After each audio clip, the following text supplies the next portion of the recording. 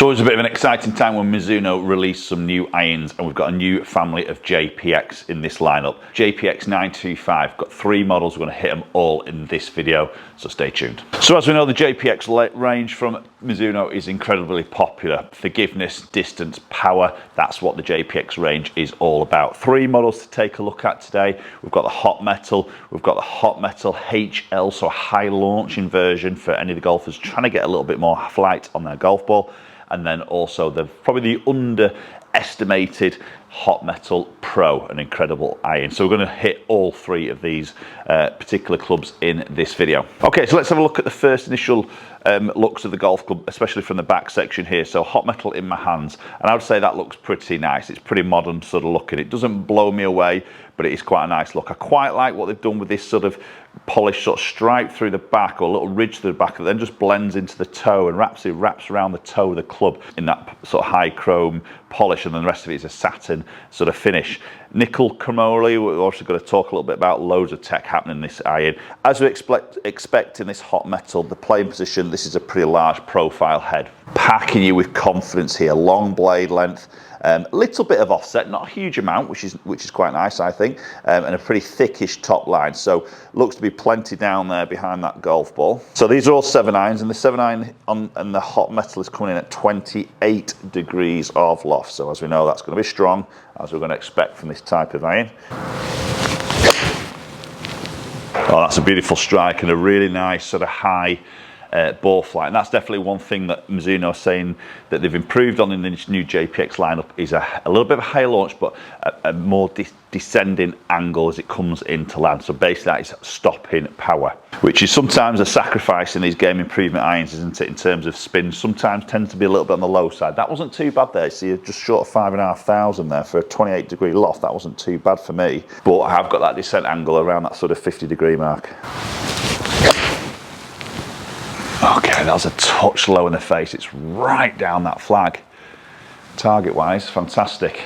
Felt a little bit low, yeah, a little bit low heel, maybe Trackman's saying. So little bit of drop off, but the height and the flight is still there. So let's talk about the technology, and there's plenty of it packed into this iron. So we've got a Cortex design contour ellipse face. Basically that is a 30% thinner club face, so really helping with that ball speed, or maximising that ball speed, especially across the club face. We've got a multi-material construction in the head, and we've got some tungsten in there from the 4 iron to the 7 iron, sort of low and deep in this head, so you can appreciate that. In those longer irons, we've got less loft. We're going to see a slightly higher flight with more of descending land angle into that green. So we have this nickel chromoly that we have seen in the sort of past, but this is a sort of high strength in terms of the club face, but then a more bendable hosel area. So this is great for fittings. So if you want to start adjusting line angle, you've got that movability in the hosel to allow you to do that.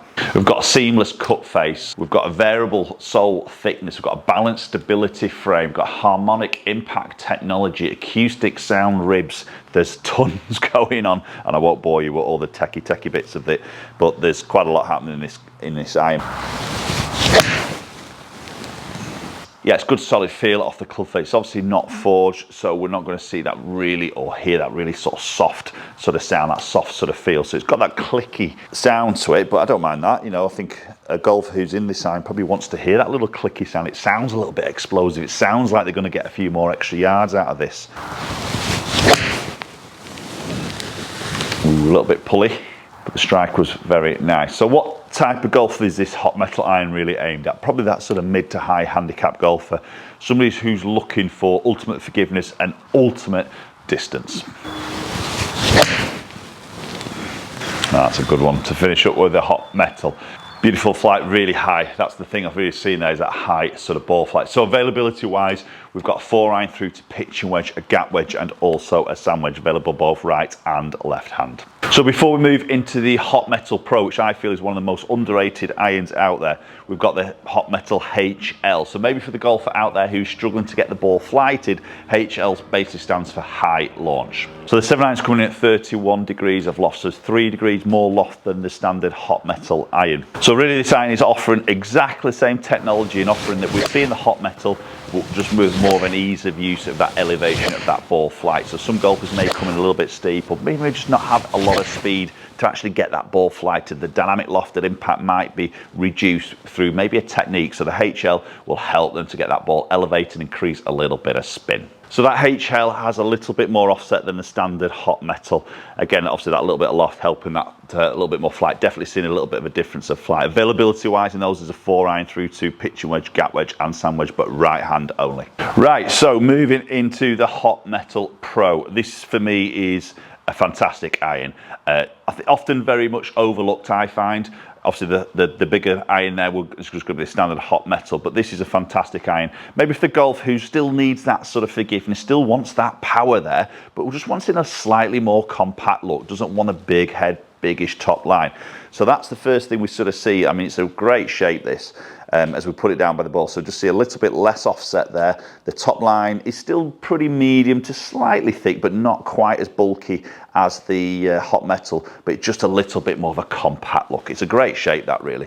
You know, that would look like a player's distance iron is probably the category I would put that into, but the loft is still pretty strong. So it's exactly the same as a hot metal in that 28 degree for that 7-iron. So they still get the power there, but in a more compact look. Beautiful, that. A little bit of a different sound, maybe that first shot. Didn't quite sound as clicky as the standard hot metal. But again, superb feel off the face. It's a non-forged product, this, so it does feel very good. Again, not the greatest of strikes, but it still felt pretty good, to be fair. It's flown out quite nice straight. Yeah, a little bit on that heel side. That ball speed, though, the ball speed's still there from that slightly heel strike. But again, that land angle there is at 50 degrees, and that's what Mizuno's sort of really working on the JPX, getting that stopping power through that land angle. Oh, that's beautiful. Really nice. We've seen this in the past, and I've done videos in the past about the JPX Hot Metal Pro. A very, I say, an underrated iron, I think. You know, it ticks a lot of boxes for golfers who, like I say, just still want that sort of power there, that distance, but just prefer that slightly neater look. You turn it over and the sole is still pretty thick there, so you've still got plenty of sole, which helps a little bit of forgiveness through that turf. But from that playing position, it looks beautiful. Oh yeah, it's gorgeous. Plenty of height. Got a strong loft, but there's plenty of height. It's great feel off the face. Okay, so availability wise in the Pro is a 4-iron through to gap wedge, pitch wedge and gap wedge. No sand iron available in the Pro version, and we've got also right and left hand availability in these. Okay, so as we put some numbers of the performances of those 3 irons up on the screen, let me tell you your thoughts on the JPX lineup. Is that something that you will go out and try? I think they've got 3 really good irons. I like the induction of the HL iron, which just gives that little bit higher launch. I see plenty of golfers who probably need a little bit of that help, but then I also love that Pro version there, you know, for the golfer who still needs that power but wants that more compact look. 3 great irons, 3 different areas of players maybe it's trying to hit. Post comments down below. Hopefully it will catch up with you all very soon.